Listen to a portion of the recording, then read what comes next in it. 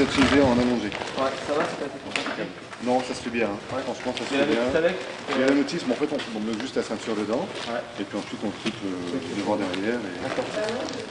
Ce matin, c'est permanence poussette dans ce local de l'association Jumeaux et Plus 95. Elle a lieu une fois par mois à Boissy-l'Aillerie pour que les jeunes parents empruntent une poussette adaptée à leurs besoins.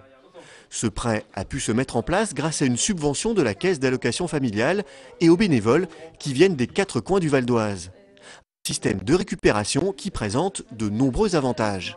Écologiquement, c'est déjà un bon point. C'est des poussettes qui peuvent resservir, voilà, on n'a pas besoin d'en acheter des tas et après on ne sait plus quoi en faire. Et puis bon, comme je dis, ça permet déjà de découvrir les différents modèles aussi, ce qui est plus pratique. Et puis bon, après, elles vont grandir, hein, donc après on va partir sur un autre matériel. En plus des économies substantielles de matériel, une poussette neuve pour jumeaux coûtant en moyenne près de 1 000 €, ces rendez-vous permettent de partager les expériences avec d'autres parents, comme David, membre de l'association depuis 3 ans. À chaque rencontre, ce père de jumeaux de 3 ans distille de précieux conseils. Ce que je leur rappelle, c'est de bien dormir, d'oublier les PlayStation, tous les petits trucs à côté, car quand on a des jumeaux, le plus gros problème qu'on a, c'est le sommeil.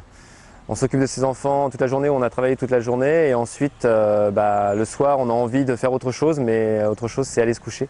Car quand vous devez vous lever 3 ou 4 fois dans la nuit et vous vous levez, c'est pas votre femme qui se lève ou c'est pas que papa qui se lève, c'est les deux qui se lèvent pour s'occuper des 2 enfants.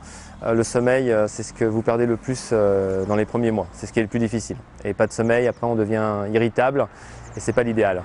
À côté de ces permanences matérielles, l'association organise beaucoup d'autres rencontres et rendez-vous avec des professionnels.